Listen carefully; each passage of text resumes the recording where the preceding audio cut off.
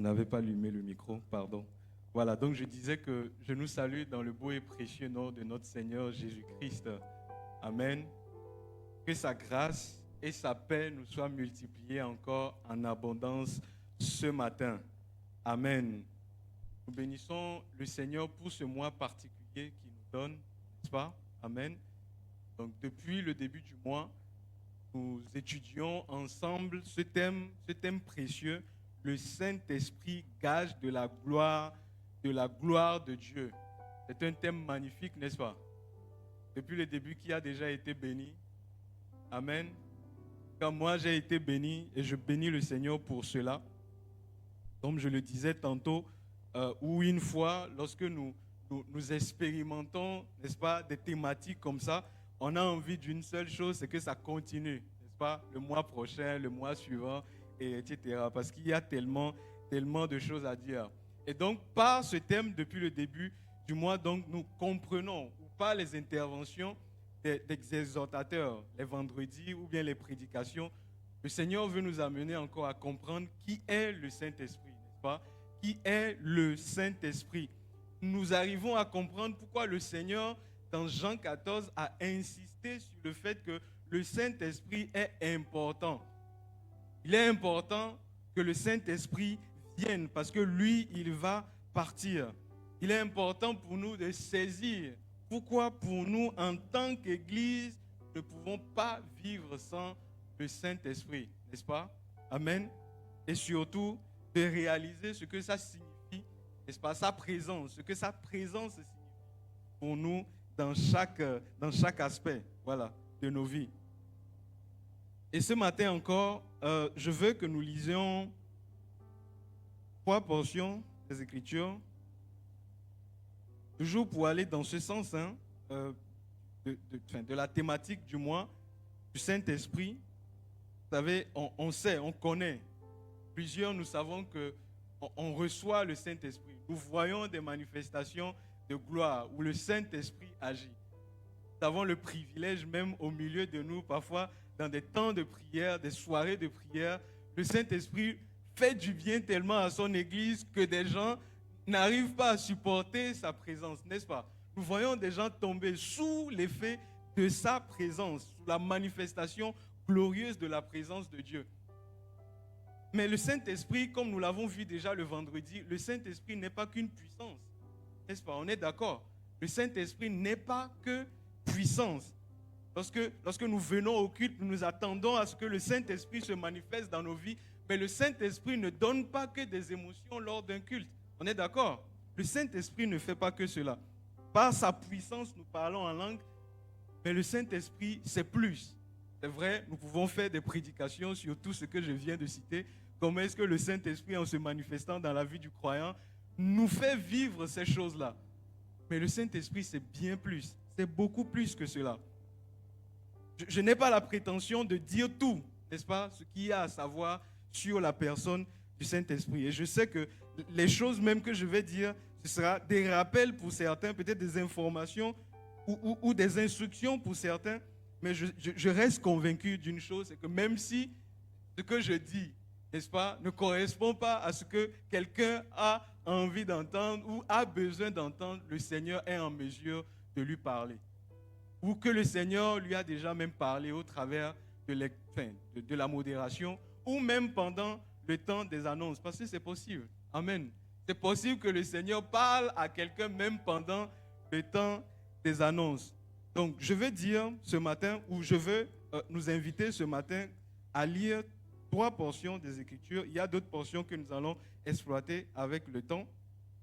Mais voici, le premier passage se trouve dans Éphésiens 1, le verset 13 au verset 14. C'est l'un des versets de base de la thématique mensuelle. Et puis nous avons Romains 8, le verset 18. Et toujours dans Romains 8, nous allons lire le verset 23. Donc, Éphésiens 1, le verset 13 à 14, Romains 8, le verset 18, puis Romains 8, le verset 23. Je lis la parole du Seigneur.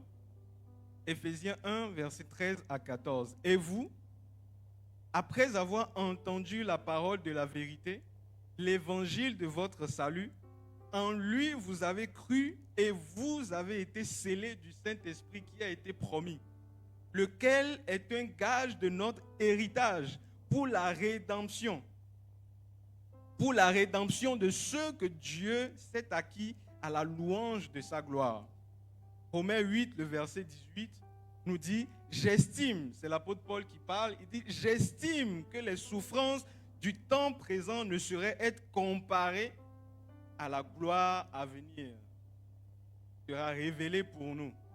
Il y a quelque chose, il y a une gloire qui vient, quelque chose que le Seigneur prépare pour nous. L'apôtre Paul, quand on lit même ses lettres, on voit que, en fait, il est habité par cette réalité. Il dit, cette chose, cette gloire que le Seigneur réserve, il l'a prévue de toute éternité. Et il veut nous la donner. Voilà pourquoi j'estime que les souffrances du temps présent ne sauraient être comparées à la gloire à venir. Romains 8, verset 23. Il dit, et ce n'est pas elle seulement. Parlant de la création, ce n'est pas elle seulement, mais aussi nous. Mais nous aussi, qui avons les prémices de l'esprit. Les prémices de l'esprit. Le thème de mon message est celui-ci, le Saint-Esprit, avant-goût des choses à venir. Ou bien, une deuxième possibilité, le Saint-Esprit ou goûter aujourd'hui la gloire à venir. Amen. Le Saint-Esprit ou goûter aujourd'hui la gloire à venir. Il y a une chose qui me marque particulièrement dans les Écritures, où si nous lisons les Écritures et que nous faisons attention, n'est-ce pas, aux Écritures depuis Genèse jusqu'à Apocalypse, il y a une chose qui revient, c'est que le peuple de Dieu est habité par l'espérance. L'espérance. L'espérance en quelque chose. L'espérance à un avenir meilleur que Dieu réserve à son peuple. Il y a comme la permanence de cette réalité-là dans la vie du peuple de Dieu. Lorsque nous voyons la vie des patriarches, nous remarquons qu'ils étaient habités par cette espérance-là. Une espérance qui naît de la parole de Dieu. Dieu donne une parole et cette espérance-là naît de cette parole. Donc, l'espérance naît donc de la parole de Dieu et se tourne vers l'accomplissement de cette parole. Voilà pourquoi nous lisons, par exemple, dans Hébreux 11, lorsqu'on nous parle des héros de la foi, la Bible nous dit que Abraham marchait, Abraham obéissait. Abraham avait des promesses, mais au-delà des promesses terrestres il avait en vue une cité. La Bible dit qu'il avait en vue la cité que Dieu même construit comme architecte. Il avait en vue, c'était son espérance. Abraham a accepté, n'est-ce pas, de devenir apatride. Parce que quand le Seigneur lui dit, laisse ton peuple ou quitte la maison de ton père, c'est pour devenir apatride. C'est-à-dire qu'il n'avait plus de nation. Il n'appartenait à aucune nation. Il a accepté d'habiter sur les collines parce qu'il avait en vue quelque chose. L'espérance. C'est la même chose aussi qui se passe dans la vie de Moïse. La Bible nous dit que, en vue, n'est-ce pas, de la gloire ou bien de l'opprobre qui était réservé au Christ, Moïse renonçait aux richesses d'Égypte. Pourquoi? Parce qu'il regardait la récompense. Il avait une espérance. Et c'est la même chose aussi qui se passe avec l'apôtre Paul. Enfin, si vous lisez Hébreux 11, vous voyez que ces héros de la foi ont été marqués par une espérance particulière qui est celle de la gloire à venir, je le dis comme ça. Mais pour le cas d'Abraham, comme je viens de le dire, il est question d'une cité. Pour Moïse, il est question d'une récompense. L'apôtre Paul dira, toujours dans ce sens, que je cours vers le but. À cause de l'espérance, à cause de cette chose que j'espère, que j'attends, je cours vers le but. Autrement, je traite durement mon corps. Pourquoi? Parce qu'il avait compris quelque chose, que la vie chrétienne, que notre parcours sur la terre ne se limite pas seulement ici. Que les choses que Dieu veut faire dans nos vies, en fait, il veut juste commencer quelque chose dans nos vies maintenant qui va déboucher sur l'éternité. Amen. Qui va déboucher sur l'éternité. La vie chrétienne ne se limite pas seulement à cette terre. Voilà pourquoi l'apôtre Paul dira dans 1 Corinthiens 15, le verset 19. Je lis dans une version que j'aime beaucoup, la Bible en français simple. 1 Corinthiens 15, verset 19, qui dit « En tant que croyants, nous avons confiance en Jésus-Christ pour nous conduire dans une nouvelle vie après la mort. Mais si nous lui faisons confiance uniquement pour nous aider dans cette vie, nous devons être tristes. Dans Louis II, on dit « nous sommes les plus malheureux ». Si nous lui faisons seulement confiance uniquement dans cette vie, ou uniquement pour nous aider dans cette vie, nous devons être très tristes.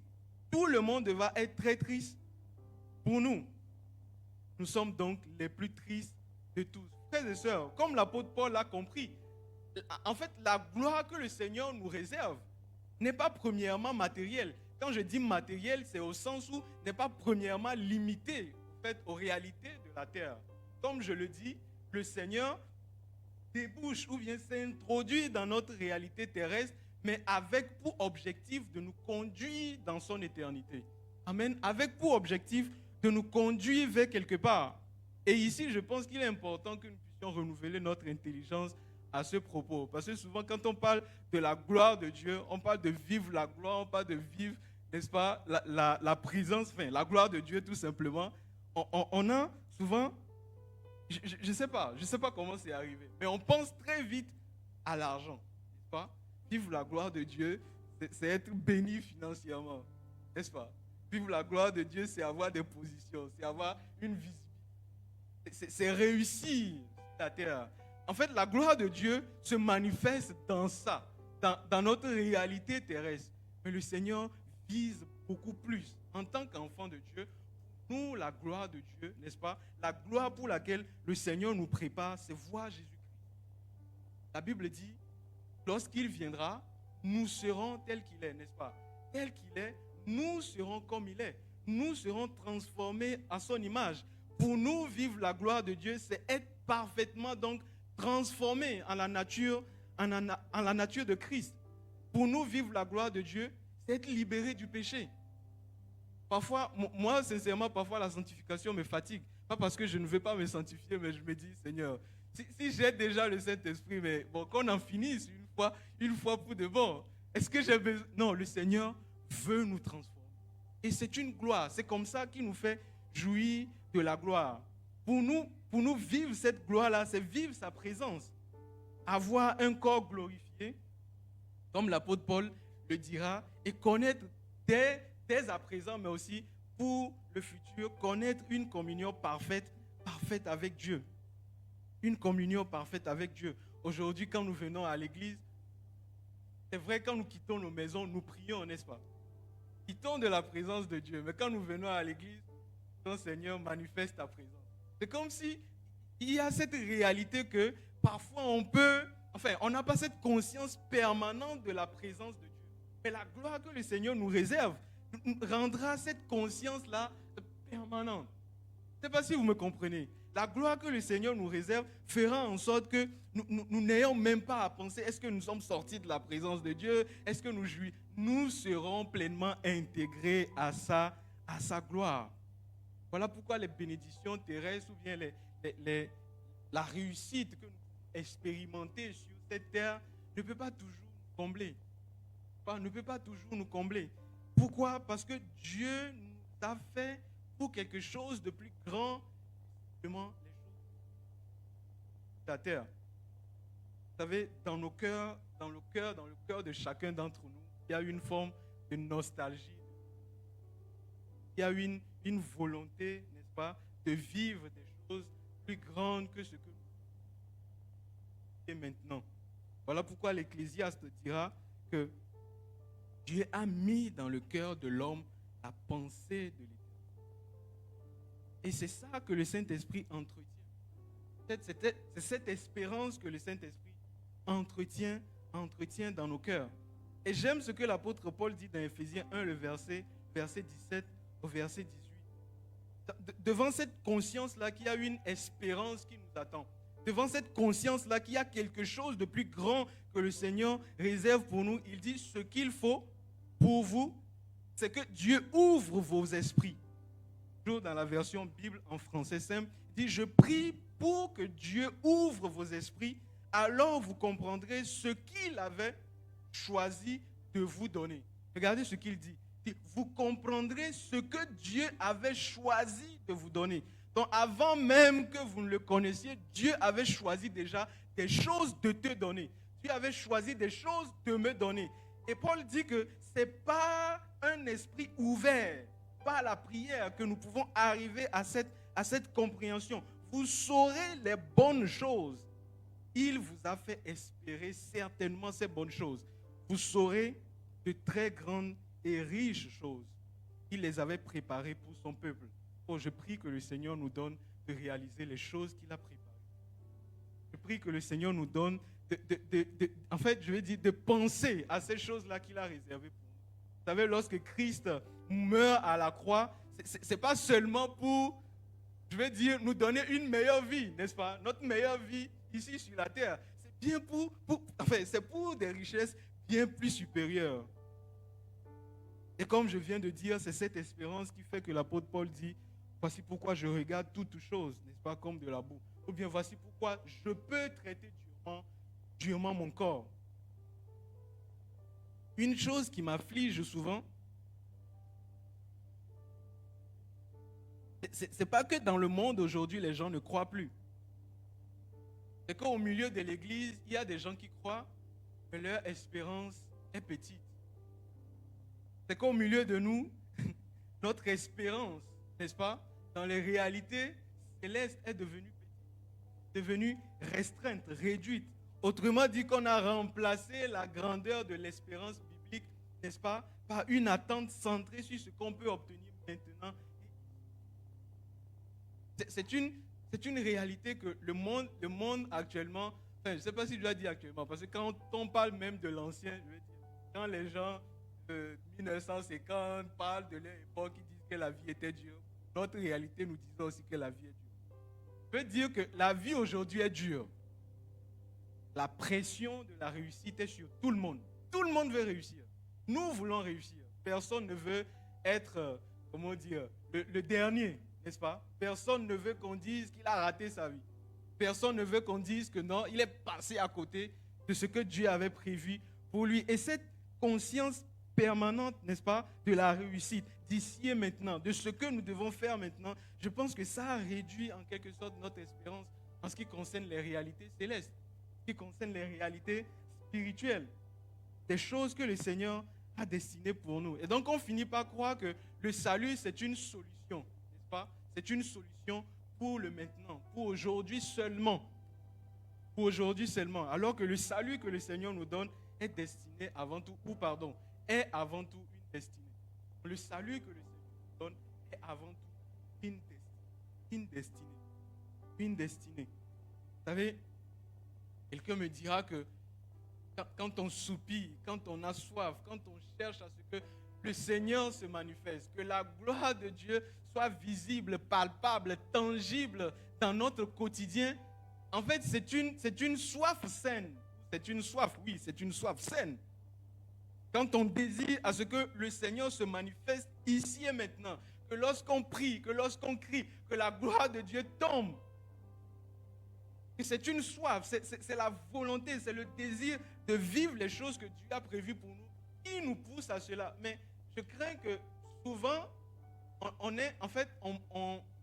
on prie sur base de notre impatience. Qu'est-ce que je veux dire par là? On prie parce qu'on veut fuir les réalités, la souffrance, le processus, n'est-ce pas, des actions de Dieu qui sont lents. Parfois, nous voulons que le miraculeux se passe alors que le Seigneur veut simplement que nous suivions un processus. Et donc, derrière, parfois, le zèle peut se cacher une volonté de s'esquiver ou d'esquiver le processus de transformation, de formation que le Seigneur désire pour nous, que le Seigneur réserve pour nous. Et le mal dans cela, c'est que si nous perdons la perspective, nous sommes impatients, n'est-ce pas, de vivre certaines choses ici et maintenant, le risque, c'est qu'on finit par perdre, qu'on finit aussi par perdre pas persévérer. Voilà. On finit par persévérer, on finit par perdre la motivation de persévérer dans les saisons difficiles.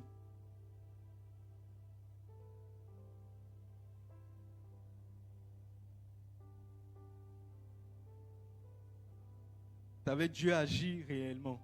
Je pense que ça nous revient un peu à la prédication que j'avais donnée concernant Gédéon. Dieu agit pleinement encore.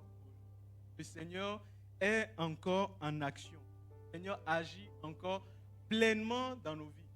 Je pense que si on donne le micro à chacun, nous avons au moins un témoignage. Oui, ici le Seigneur m'a fait du bien. Peut-être que c'est un enseignement que j'ai entendu, peut-être que c'est une guérison. J'ai prié pour quelqu'un, je ne sais pas. Peut-être que j'ai annoncé la bonne nouvelle à quelqu'un, la personne a été touchée.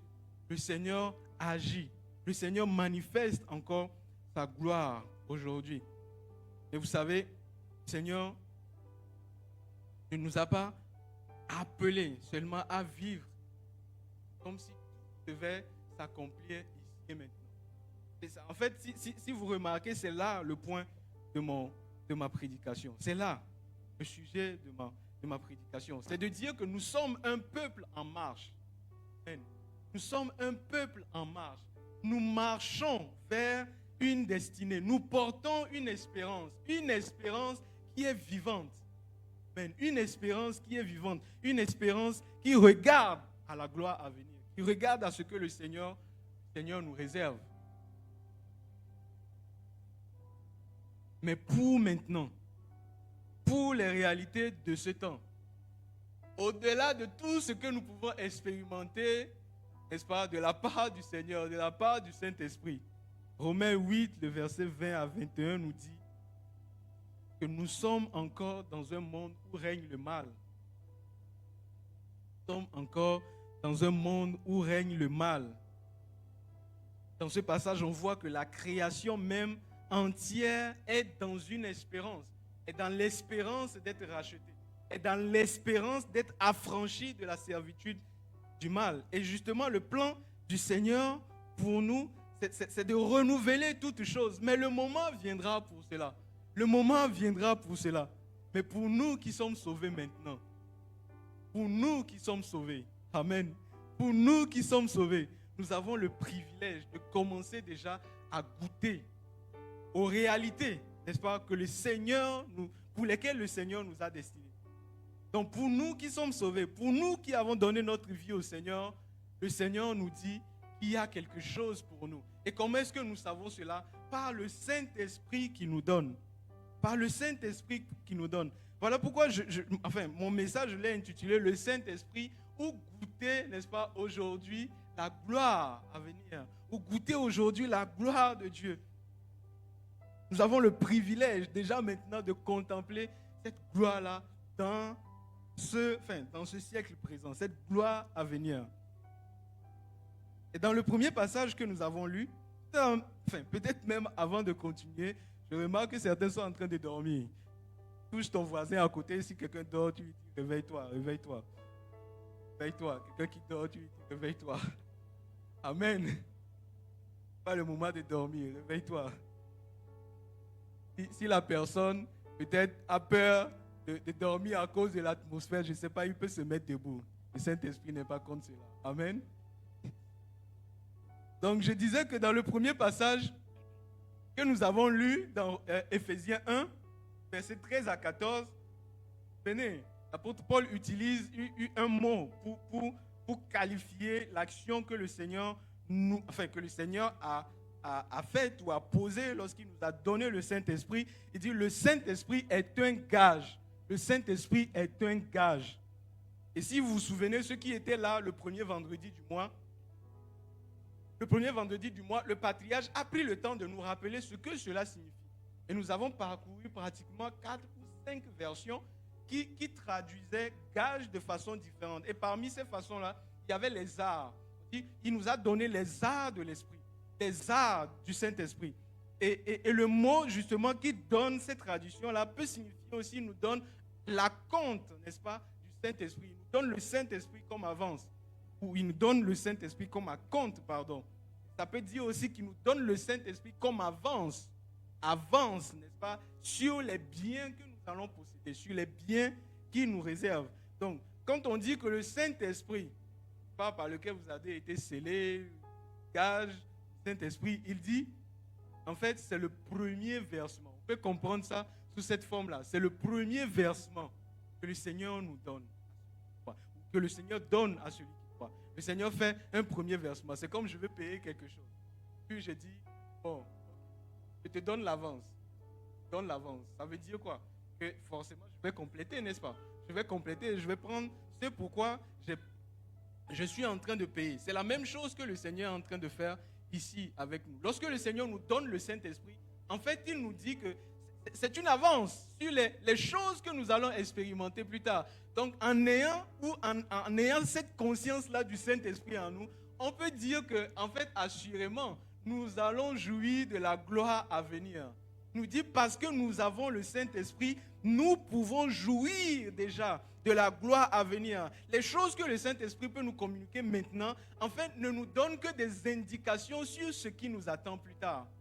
Parce que ce n'est pas la fin. Comme je l'ai dit un peu plus tôt au début, nous pouvons prêcher sur ça. Enfin, je suis sûr même que des prédications vont venir sur ça.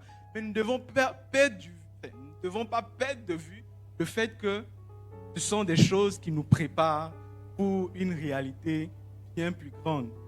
Une réalité bien plus grande. Et lorsque le Seigneur donne le Saint-Esprit, comme je l'ai dit, il nous donne une portion de ce qu'il prépare éternellement pour nous. J'ai envie de dire, le Saint-Esprit est la preuve de notre avenir. Que notre avenir est déjà en Christ, n'est-ce pas? Que notre avenir est déjà en Christ. Que lorsqu'il viendra, lorsqu'il nous trouvera en lui, comme je l'ai dit un peu plus tôt, il nous changera en sa nature. Il nous transformera à son image. Voilà pourquoi le Seigneur va insister dans Jean le chapitre 14. Il dit, je ne vous laisserai pas orphelins. Je ne vous laisserai pas orphelins. Verset 18, Jean 14, verset 18. Je ne vous laisserai pas orphelins. Pourquoi? Parce que Jésus savait que les disciples allaient entrer après son départ dans les persécutions, dans les combats, dans les afflictions, n'est-ce pas? Dans les oppositions. Ils auront des tribulations. Lui-même, il leur dira, prenez courage. Vous aurez des tribulations dans le monde, mais prenez courage, car j'ai vaincu le monde. Il savait que certaines choses les attendaient, qui pouvaient les pousser, n'est-ce pas, à renoncer à la foi. Mais il dit, je vous promets le consolateur. Le consolateur viendra. Je ne vous laisserai pas orphelins. Vous recevrez le consolateur, celui qui se tiendra à vos côtés, celui qui vous soutiendra, celui qui vous assistera, celui qui vous accompagnera, celui qui sera avec vous dans vos moments de joie et dans vos moments d'épreuve. Il sera permanemment avec vous. Il va vous assister, il va vous consoler de vos afflictions. Il va vous accompagner jusqu'à ce que je ne revienne. Et cela nous fait comprendre que le Saint-Esprit n'est pas seulement là pour nous aider à survivre, n'est-ce pas? N'est pas là seulement pour nous aider à survivre en attendant que le Seigneur ne vienne. Mais au contraire, il est là pour nous faire goûter à la présence du monde à venir. Il est là pour nous faire goûter à la présence du monde à venir. Et j'aimerais finir sur 3 choses que le Saint-Esprit fait maintenant et qui nous permet déjà de jouir de cette gloire-là que le Père nous réserve. Donc, maintenant, comment le Saint-Esprit nous fait-il goûter à cette gloire? Voilà, avant que le temps ne soit accompli. La première chose que j'ai notée, ce n'est pas la transformation intérieure. Ce n'est pas la transformation intérieure. Vous savez, lorsque l'apôtre Paul dit « Nous sommes transformés de gloire en gloire par l'Esprit », en fait, ce que l'apôtre Paul dit, c'est que la gloire commence déjà dans nos cœurs. La gloire commence déjà en nous. Lorsque nous croyons en Jésus-Christ et que nos cœurs sont transformés, l'apôtre Paul dit que la gloire même a déjà commencé. La gloire du siècle à venir a déjà commencé. Lorsque, comment dire, nous espérons une glorification, lorsque nous sommes dans l'attente de la glorification future, déjà, quand nous regardons en nos cœurs, nous regardons en nos vies qui sont transformées, qui sont changées, n'est-ce pas? Lorsque nous avons fait la veillée du mois dernier, le frère Marc a insisté sur la métanoïa, l'importance d'avoir l'intelligence renouvelée ou l'importance d'avoir le cœur qui change d'abord avant d'expérimenter la paix. Et j'ai envie de dire que lorsque le Saint-Esprit vient pour nous fait expérimenter la gloire de Dieu, il commence justement à imposer cette gloire-là dans notre cœur, dans notre esprit, en nous, en changeant nos désirs, nos réactions, nos priorités, nos comportements. Et c'est comme ça qu'il change, au fait. C'est comme ça qu'il nous fait expérimenter la gloire de Dieu. Il nous fait expérimenter cette gloire par la transformation intérieure, par le changement de caractère. Donc le Saint-Esprit, on comprend, toujours en lien avec ce que le frère Marc nous a partagé, on comprend que le Saint-Esprit vient au début, n'est-ce pas, pour séparer. Venez l'épée avant la paix, n'est-ce pas? Donc le Saint-Esprit vient en mode glorieux ou en mode gloire pour imposer la transformation, pour changer nos cœurs, pour nous faire vivre un changement de nature, de caractère. Ça, c'est un. Et le Saint-Esprit continue toujours cela, toujours dans cet esprit-là de gloire, en nous donnant la paix, en nous communiquant sa paix, nous donnant la paix au milieu des afflictions, au milieu des situations parfois frustrantes. Et lorsque la gloire se manifeste dans nos vies, cela se manifeste aussi par le fait que justement, on aimait le péché, n'est-ce pas? On aimait le péché. Mais justement, la gloire se manifeste dans nos vies et puis on a un amour pour la sainteté. Quelqu'un qui regarde dans son cœur se dit, avant j'aimais telle chose, j'aimais me comporter de telle manière, j'aimais pécher, j'aimais faire ci. Et à partir d'un certain moment, on remarque que cela a changé, c'est que l'esprit de gloire agit dans la vie de cette personne-là. Amen. L'esprit de gloire agit déjà dans la vie de cette personne. Peut-être quelqu'un vivait pour lui-même et commence à aimer Dieu. C'est ce qui se passe lorsque nous donnons nos vies au Seigneur. On faisait de coin-cas, n'est-ce pas? Le Seigneur, peut-être qu'on l'utilisait même pour atteindre nos objectifs. J'aime utiliser cet exemple. Peut-être quand on sert le Seigneur, quand on était loin de lui, c'était seulement pour atteindre nos objectifs que le Seigneur nous aide à faire ci, à faire ça, mais tout le reste de ses commandements, bon, c'est pas trop notre problème. Mais lorsque l'esprit de gloire, justement, agit dans nos cœurs et que le Saint-Esprit commence à nous faire goûter déjà aux choses à venir, ce qui se passe, c'est que nous commençons à aimer Dieu. À aimer Dieu. Comme je l'ai dit tantôt, nos priorités changent parce que la gloire future commence déjà à travailler nos cœurs. Travailler nos cœurs. Waouh! Et c'est ce que fait le Saint-Esprit. Il introduit déjà le ciel dans nos cœurs. La deuxième chose, c'est que le Saint-Esprit nous fait goûter à la gloire par la communion avec Dieu. Peut-être que j'aurais même mieux fait en mettant ça en premier et dire ce que j'ai dit en premier comme conséquence de cette action du Saint-Esprit. Mais bon, le Saint-Esprit nous fait goûter à la gloire par la communion avec Dieu. Vous savez, il y a des moments dans la présence de Dieu, il y a des temps que nous passons dans la prière, dans l'adoration, n'est-ce pas? Dans l'intimité avec le Saint-Esprit où nous expérimentons une gloire qu'on ne peut pas décrire. Qu'on ne peut pas décrire avec les mots. Il va même au-delà des émotions qu'on peut ressentir. Et c'est comme ça aussi que le Saint-Esprit agit maintenant en nous, comme gage, n'est-ce pas? Comme acompte de ce que nous allons recevoir lorsque le Seigneur reviendra restaurer toutes choses. Rapidement, une fois, j'étais en train de prier dans ma chambre. D'habitude, je prie sur mon lit. J'étais assis, je me réveille le matin, tout content, je prie le Seigneur, je rends grâce à Dieu.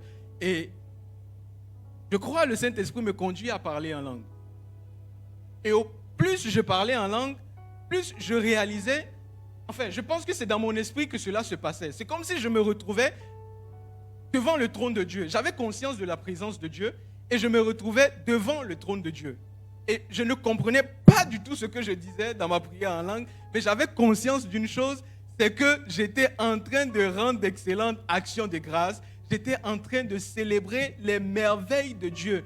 Et plus j'avançais justement dans cette proclamation ou dans cet exercice-là de parler en langue, je pouvais sentir au-dedans de moi déjà, n'est-ce pas, des sensations inhabituelles, des sensations bizarres. C'est qu'en fait, je prie, j'étais assis, je prie, mais d'un coup, j'ai envie de me mettre à genoux.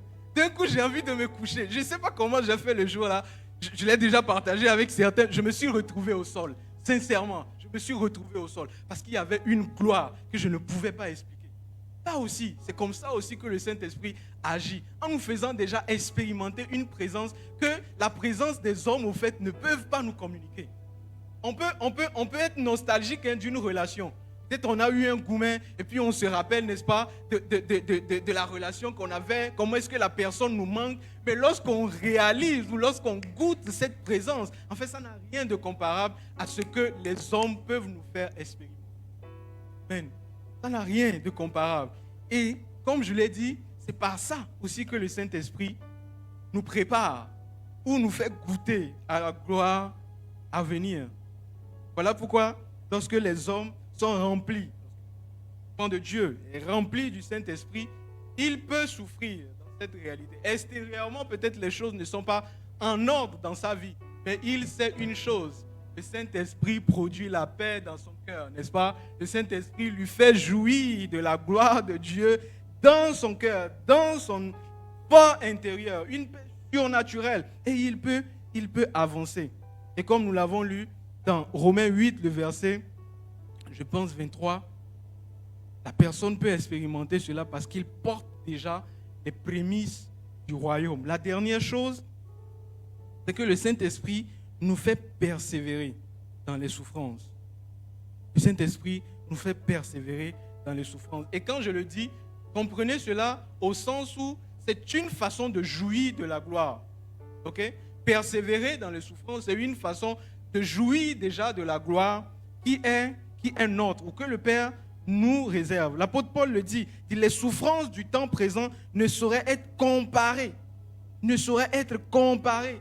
Donc, lorsque l'Esprit de gloire agit en nous, nous ne regardons plus les choses de la même manière. Et lorsque nous commençons à regarder les choses différemment, cela montre que justement l'Esprit de gloire agit en nous. Remarquez que l'apôtre Paul ici ne nie pas du tout la souffrance. Il dit nos souffrances actuelles. Nos souffrances actuelles. Il dit je traverse des situations.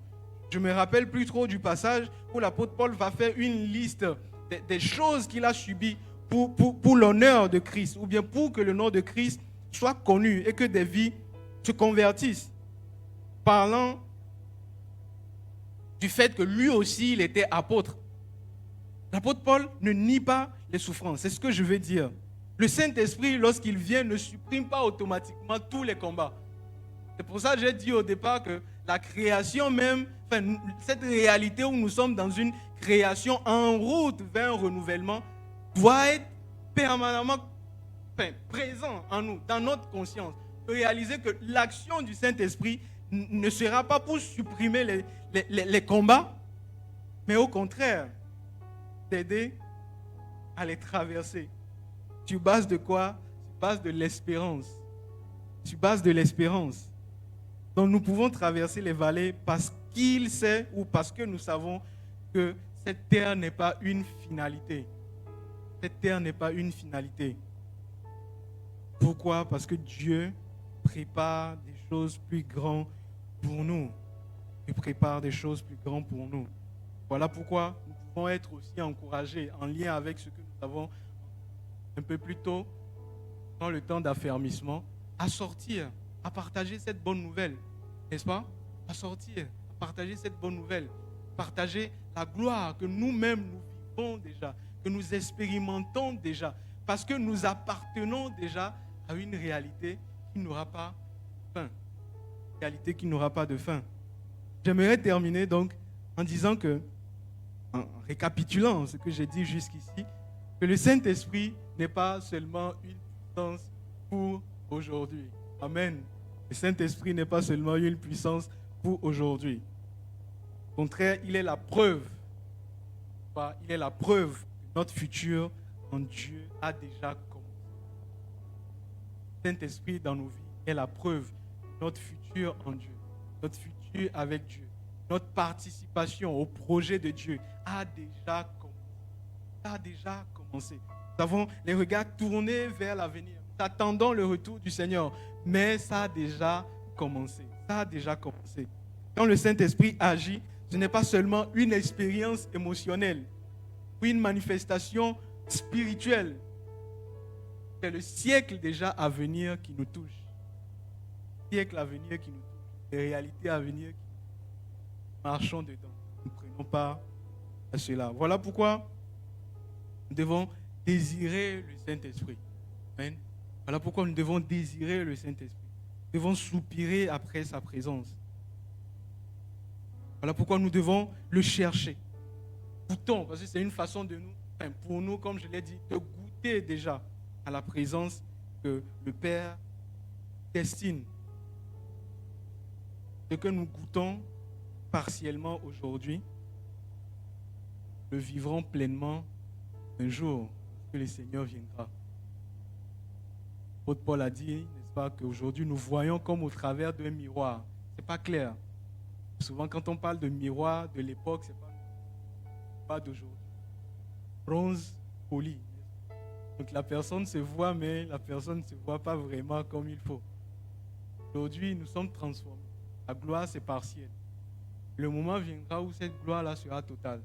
Paul dira que nous allons changer. Ce corps qui revêt la mortalité, etc., l'immortalité, seront avec le Seigneur pour toujours. Que le Seigneur bénisse sa parole. C'est le message que j'avais pour nous ce matin. Je veux que nous puissions prier. Dans un premier temps, par rapport à ce que nous avons entendu, rendre grâce au Seigneur pour sa parole, mais aussi dans un deuxième temps, je veux qu'on prie pour les personnes qui traversent des moments difficiles, qui ont besoin de la consolation du Seigneur. Peut-être que nous connaissons des personnes, peut-être que nous puissions prier pour eux. Donc, 2 minutes, élevons nos voix et bénissons le Seigneur pour le message. Et puis, ayons un regard pour toutes ces personnes qui passent par des moments difficiles, qui ont envie d'abandonner, qui se mettent à douter de Dieu et qui ont besoin justement de la consolation du Saint-Esprit.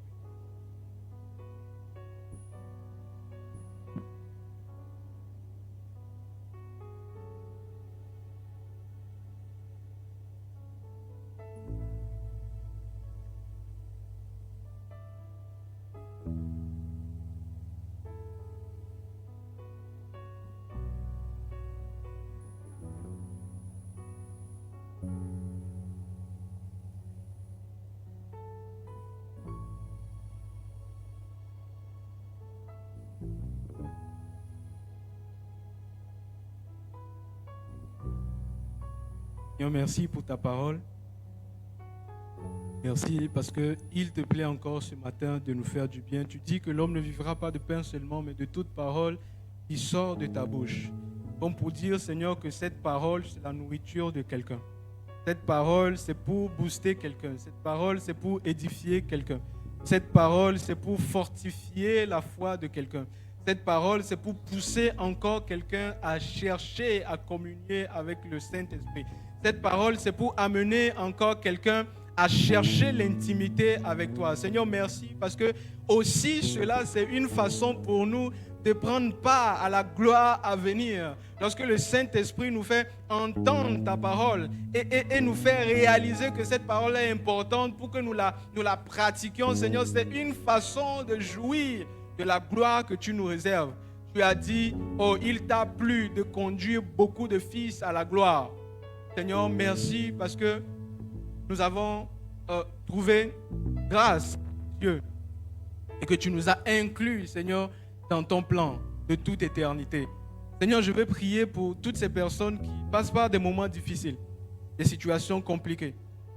Seigneur, tu vois leur cœur, tu vois la situation. C'est des cas de maladie. Seigneur, c'est des cas de chômage. C'est des cas, Seigneur, de blocage. Seigneur, des gens qui ont besoin de percer. Des gens, Seigneur, qui ont besoin que des portes s'ouvrent. Des gens qui ont besoin, Seigneur, que leurs finances s'améliorent. Seigneur, des gens qui ont besoin d'exaucement, peu importe le sujet. Seigneur, tu vois leur cœur, ça dure, ça traîne. Et ils sont fatigués, ils sont affligés. Parfois, c'est les persécutions. Seigneur, c'est le manque, je ne sais quoi. Seigneur, je prie en ce jour, Seigneur, qu'ils expérimentent la consolation du Saint-Esprit. Seigneur, ce qui est bien avec le Saint-Esprit, c'est qu'il sera avec vous éternellement. Tu dis, il sera avec vous éternellement. Tu dis, je ne vous laisserai point orphelin, mais je vous enverrai le Saint-Esprit. Moi, je vais partir, mais il sera avec vous éternellement. Saint-Esprit, agis dans leur cœur. Il y en a au milieu de nous dans cette assemblée. Seigneur, que quelqu'un soit rassuré, Seigneur, que tu es avec lui. Que quelqu'un soit rassuré, Seigneur, que tu le tiens par la main. Que le feu ne le brûlera pas. Seigneur, que la mer ne le submergera pas. Seigneur, que les flots, Seigneur, ne vont pas la porter au loin de toi, mais que tu conduises toutes choses pour la gloire de ton nom. Seigneur, notre désir, c'est que ta gloire devienne pleinement tangible dans nos vies. Et que cela ne soit point ou cela ne soit plus limité, Seigneur, à la lecture quotidienne. Seigneur, des témoignages des gens qui nous ont précédés dans la foi ou des gens qui nous entourent, mais que nous-mêmes aussi nous puissions l'expérimenter à bien d'égards. Que la gloire te soit rendue parce que tu le fais, non pas pour nous, mais pour la seule et unique gloire de ton nom. Seigneur, que ton nom soit béni. Dans le nom de Jésus que nous avons prié, nous disons Amen.